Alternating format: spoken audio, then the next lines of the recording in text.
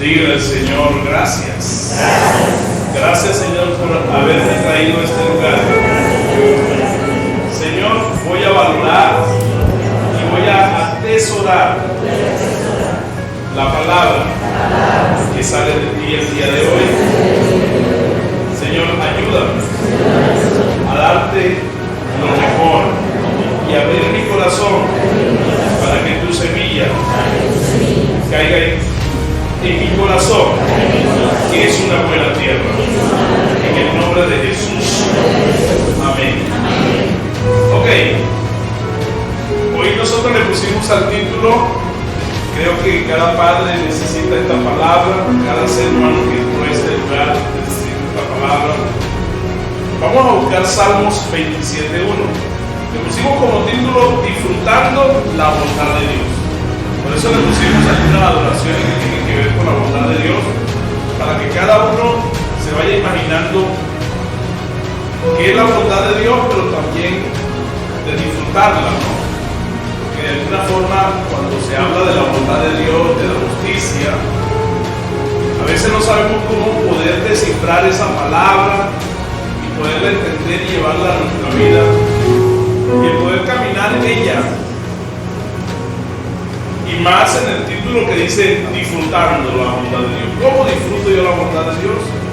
Quizás usted no se ha preguntado, pero eso es lo que yo voy a tratar de explicar y ayudarle a entender la mejor forma de que si nosotros estamos del lado del Señor o con el Señor, nos va a ir bien siempre.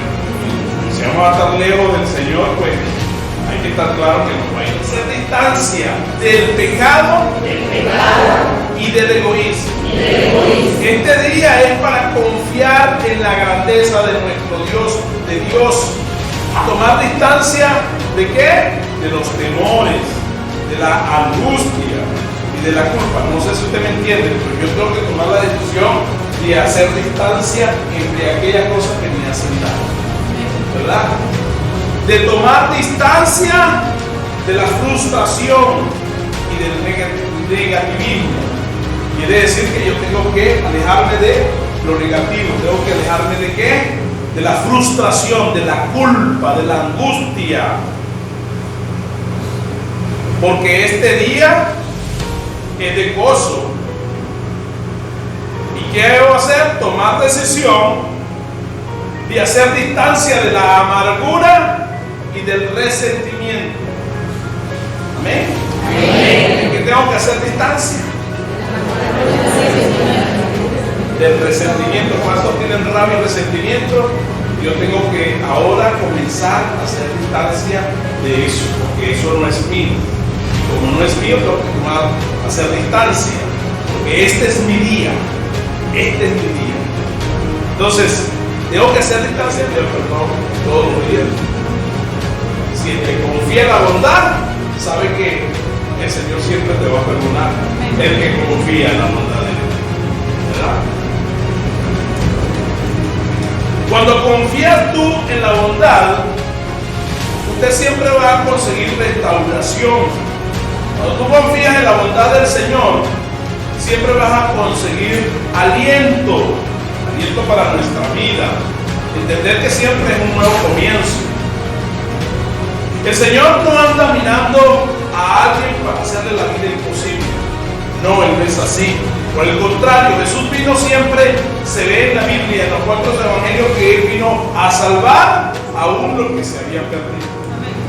Su palabra dice lo que dice el salmista David, e incluye diciendo: Él me sacó del hoyo de la desesperación, del lodo cenagoso. Usted se puede imaginar aquella ilustración del hijo pródigo. ¿Se han leído ustedes la historia del hijo pródigo? ¿Verdad? ¿Qué pasó con él? Él perdió todo y de alguna forma vivió de una manera incorrecta, desobediente. Sin embargo, cuando él vuelve al Padre, el Padre lo recibe con los brazos abiertos. Ese también tiene un ofrecimiento hacia nosotros. Y nosotros tenemos que tomar la decisión de poder escoger. Porque si preguntamos nosotros, ¿cuántos quieren disfrutar de la bondad de Dios? Todos decimos, amén, todos. Pero hay que entender dentro de eso qué equivale o qué encierra la bondad de Dios. ¿Por qué? Porque este es un tema que es más de Dios, depende de ti y de mí. Así que depende de ti y de mí. ¿Por qué? Porque yo soy el que debo tomar las decisiones. Si quiero disfrutar de la vida, de la bondad de Dios o la maldad de este mundo, usted no se puede engañar, ni tampoco yo me puedo engañar. Cuando se habla de mundo, la gente que está lejos de Dios le irá de mal en peor. No hay forma de mejorar en el mundo. Y cuando hablo del mundo, estoy hablando del sistema cuyas condiciones hacen que las personas sigan desagradando a Dios. Cuando hablo del sistema, es que las personas se mueven más orgullosas o se vuelven más soberbias o se vuelven más altivas. Aquel sistema que hace que la gente se vuelva agresiva o se vuelva más violenta. Y aquel sistema que hace que la gente no perdone, aún desarrolle más la falta de perdón. Que sean egoístas. El sistema lo hace que piensen primero en él, segundo en ellos mismos, tercero en ellos mismos, ¿verdad? Y más adelante hay un espacio donde también siguen pensando en ellos mismos. Salir de ahí no podemos llegar, ¿verdad? Por eso el Señor en la Biblia dice que el marrano vuelve al chiquero y nos compara a muchas personas, ¿verdad? Con esa misma actitud. Claro, esa es la motivación que Dios deja ahí en la palabra, simplemente para que entendamos, para confrontarnos. Nosotros no la usamos mucho porque hacemos otras motivaciones y de alguna forma, pero sí, hoy hay que nombrarla. Y nosotros no podemos ser con una actitud como tal, porque entonces tenemos que determinar en nuestra mente que no tenemos que volver allá de donde nosotros salimos. Amén. Surge el problema de que nosotros nos complicamos la vida. Nos volvemos complicados después de ser evangélicos. ¿Por qué les digo esto? Porque ahora que conocemos nosotros un poquito más del Señor, porque antes, cuando estábamos comenzando en el Señor, en el primer amor que la gente dice cuando uno está comenzando, estamos gozosos, estamos emocionados porque nuestro Señor está en nuestro corazón. No era tan complicado, porque si el hijo tuyo se portaba mal, tú lo volteabas al revés, le metías 3 correazos y a la final ahí veías tú la solución del problema. Pero se me hace que ahora que nosotros conocemos más del Señor y tenemos un tiempo en el Señor, si su hijo se porta mal, que deberían corregirlo, ¿qué hacemos nosotros? Pedimos intercesión, empezamos a reprender espíritus y demonios. ¿Qué es lo que nosotros debemos hacer? Disciplinarlo, darle 2 correazos y vemos nosotros que el problema se acabó, ¿verdad? No, Señor.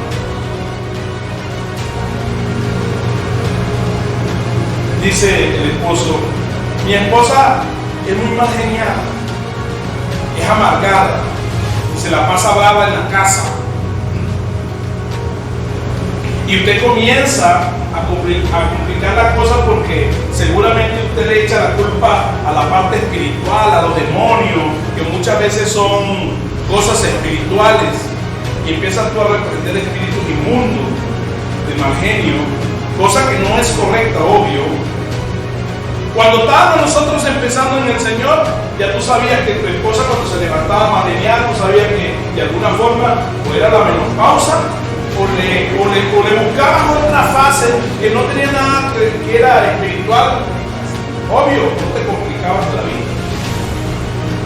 Era un poco más práctico que ahora. Porque vemos nosotros que nosotros a veces complicamos las cosas.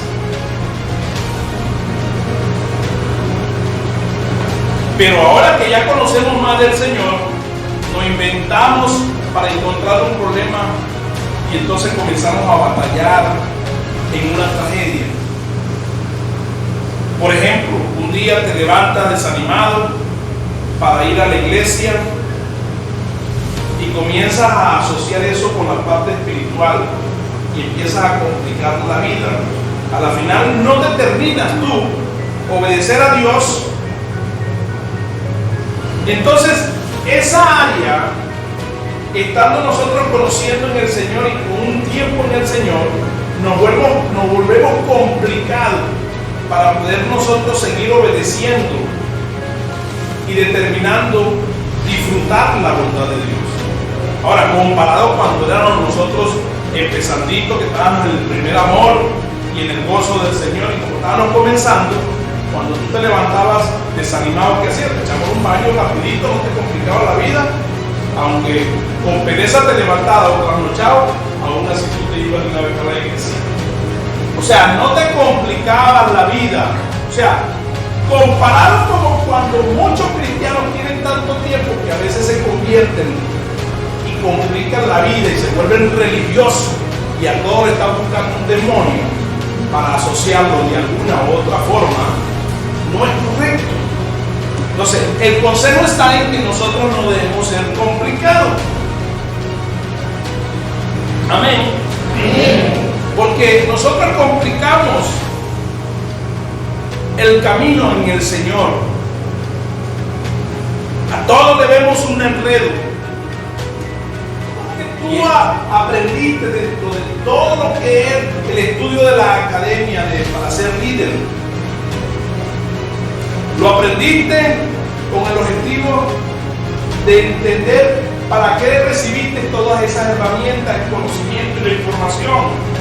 Y ahí se determina que Dios pone en tu corazón una misión, aquello que tú tienes que hacer. Que ya no puedes tomar o pedir permiso para poder hacer. Simplemente debe ser ¿qué? Práctico, sencillo y humilde, porque eso es lo que hace la bondad, o lo que determina la bondad hacia nosotros, la bondad de Dios. Si por ejemplo no le puedes decir que te revele, no puedes decirle Señor, ayúdame, revélame o háblame para ver si yo puedo hacer esto, puedo hacer lo otro. No, porque ya ahí está determinado que ya tú tienes que hacerlo. Solamente tú tienes que tomar la decisión. Por ejemplo, si tú estás en la universidad y te graduaste, te voy a poner esta. Te graduaste de, no sé, dígame cualquier profesión. Abogado. Ingeniero, dame la profesión allá. Abogado. Contadora, abogado. Allá está el abogado, ¿verdad? Si tú te graduaste de abogado, tú no le puedes decir a Dios, muéstrame qué vas a hacer, ¿verdad? Porque sería ilógico, pues. Señor, ¿qué hago después que te graduaste? ¿Qué hago? Bueno, hacer tonto. ¿Eso es impráctico, sí o no? Claro que es impráctico, porque eso podría estar lleno de religiosidad. Al igual, cuando nosotros somos cristianos, no le podemos decir a Dios, a pedirle algo a Dios que ya Dios nos está pidiendo que hagamos. Eso es impráctico. Eso está lleno de religiosidad, diga religiosidad, que hace que la vida sea impráctica y aburrida. Ejemplo, yo cuando comencé y me gradué también de la academia, yo abrí un grupo de una, sin ningún perjuicio lo abrí, que ahí se acabó todo el problema, porque decidí hacerlo. Llegó la hora del encuentro y empezó ese encuentro ahí en mi iglesia, ahí en el grupo en casa. me gané 4 o 5, ¿verdad? En ese grupo, y ahí los mando yo para el encuentro. ¿Listo? Y hay que salir a buscar, ser práctico. El Señor hizo al hombre, por ejemplo, ¿cómo lo hizo? De barro. ¿Y qué más hizo? Le sopló y dijo, viva. Fue práctico, así de sencillo. Más adelante vemos nosotros en esa historia que vio al hombre viendo la jirafa estaba viendo el jirafo, como estaba viendo la otra pareja de la jirafa, entonces se dio cuenta y dijo, para este cuadro necesito una pareja. Como está solo, entonces dijo, le voy a hacer la ayuda idónea, y le sacó de la costilla de él, le sacó a la mujer. Listo, se acabó el problema, solucionó. Amén. ¿Fue práctico Dios?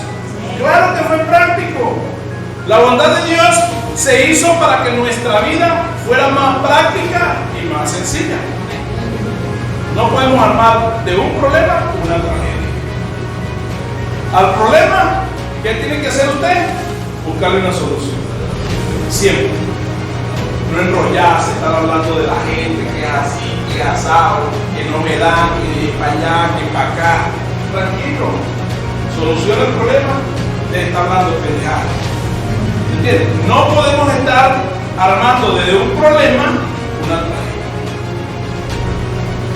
No armes de una tragedia y que ahogues en un vaso de agua. Por ejemplo, el mundo no esperaba por Jesús. Nosotros nos podemos dar cuenta, el mundo nunca se iba a imaginar que Jesús, su Salvador, iba a llegar a salvar al mundo. Como el mundo no esperaba por Jesús, el diablo sí lo estaba esperando para matarlo. Entonces, si nos podemos dar cuenta, había un plan de indiferencia y también había un plan para matar a Jesús. Sí, pero Jesús no se complicó la vida. Si usted se puede dar cuenta en los 4 evangelios, el hombre siempre resolvía. Por una parte planificaba para matarlo, por otra parte salía huyendo. Porque David dijo, tú eres mi luz y mi salvación. Dice eso, ¿no? 27:1. Jehová es mi luz y mi salvación. ¿De quién temeré? Eso lo dijo David.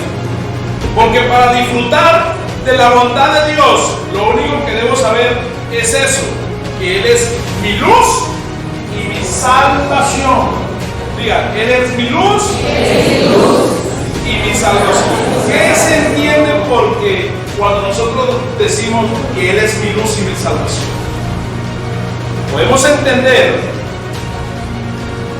determinación, que mientras mi determinación, tenemos que saber que es satisfacer la voluntad de Dios y no mi deseo.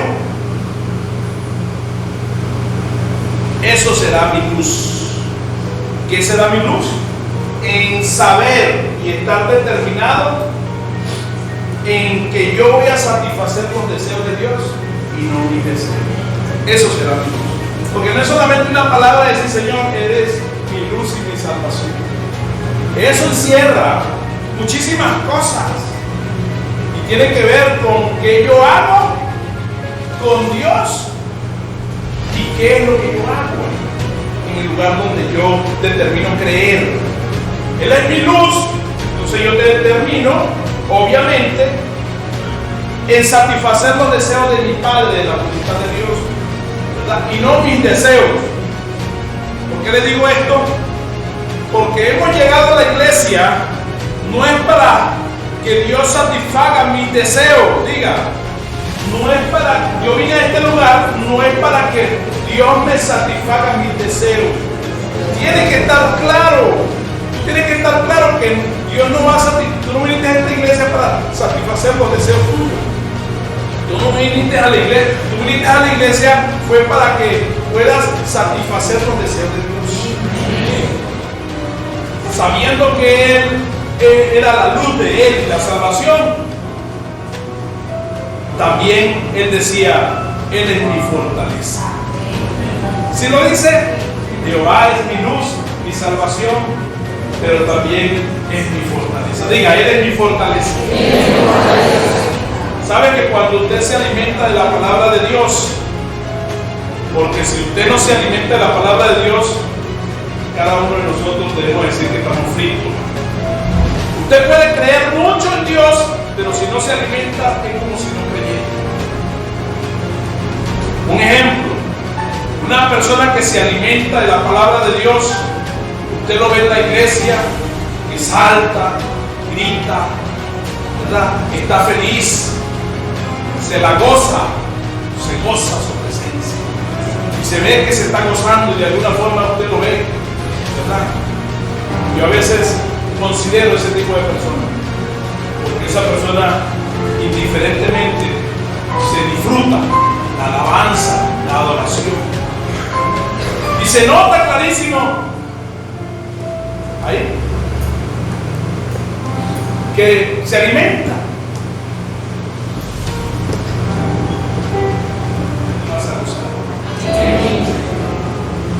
Mientras tú no te apartes de la trampa de tus inmundicias, puede sonar las alabanzas más hermosas y más bellas y te va a parecer ridículo, porque la carne es contra el espíritu y el espíritu es contra la carne. Tú no puedes servir a dos señores. Vemos nosotros que David decía, Él es mi fortaleza, porque para Él solamente existía su Dios. El alimento de Dios solamente para nosotros, el alimento tiene que ser Dios. Solamente para nosotros su presencia. De eso, que Dios es nuestra fortaleza, sabemos nosotros que su palabra es nuestro alimento y nosotros determinamos alimentarnos de su palabra. De ahí vienen dos elementos. Cuando uno lee palabra, se alimenta de la palabra. Ahí uno entiende que Dios es nuestra fortaleza porque nos alimentamos. Cambian ese instrumento, la primera también. Nacen dos elementos. La primera, inspiración. Y la segunda, convicción. Diga, inspiración. Diga, convicción. Nosotros vamos a terminar llena de inspiración. Por ejemplo, de esta salgo yo. Tengo otra oportunidad. Esta es mi oportunidad. Es por aquí, es por allá. Es más, terminas inspirando a otros. Cuando nosotros determinamos alimentarnos de Dios, de la palabra de Dios, recibimos no solamente inspiración, convicción. ¿Y qué es convicción? Convicción es la fuerza más poderosa que nosotros podríamos recibir de la palabra. Recibimos convicción. ¿Y qué es convicción? Como es la fuerza más poderosa, esa es la fuerza que nos da a nosotros para estar seguros. De este problema salgo yo. No solo voy a salir, voy a avanzar. Porque tienes convicción. Estás convencido que Dios determina aquello y tú le crees a esa palabra y empiezas a caminar en ella. Entonces le crees a la palabra y comienzas, ¿verdad?, a echar para adelante. No vas a ver nunca que vas a estar para atrás. Siempre vas a ver el frente. Hay gente que sabe cuál es la salida, pero no tiene la fuerza. Ay, yo sé que hay que dejar el pecado. Yo sé que hay que ir a la iglesia, pero no vamos. Ven la salida, pero no la buscan. ¿Me estás entendiendo? Porque no tienen la convicción, no tienen la fuerza. No están convencidos que eso es lo que te va a sacar adelante. Que seguir perseverando en la iglesia, notándose ahí en todas las cosas que se hacen, te va a hacer nutrir, te va a hacer crecer. Entonces, claro, retrocedes por la simple y ya la decisión tuya. Te creces, no creces. Amén. No complicarnos la vida. Y segundo, leer palabra, limitarnos. Y tercero, siempre estar en su presencia para poder cambiar. Decirle al Señor, ¿qué es aquello que yo debo cambiar? Para tomar decisiones de alejarme de aquello y saber qué es malo, qué es bueno, y poder tomar decisiones que me ayuden a mí a avanzar en la vida. Creo que esto es lo que cada uno de nosotros Dios quería hablarle. Por eso le pido de por favor cierre sus ojos. Una unción en cada uno, Señor, para que tú ayudes a cada uno a que pueda determinar tomar las decisiones de poder servirte a ti. Satisfacer los deseos de ti, Señor, es lo más importante, porque es lo que me va a ayudar a mí a que mi vida evolucione, revolucione, pueda crecer. Señor, aquí estoy. Sí. Señor, aquí estoy. Vamos, dígale, aquí estoy. ¿Qué quieres que yo haga? Enséñame.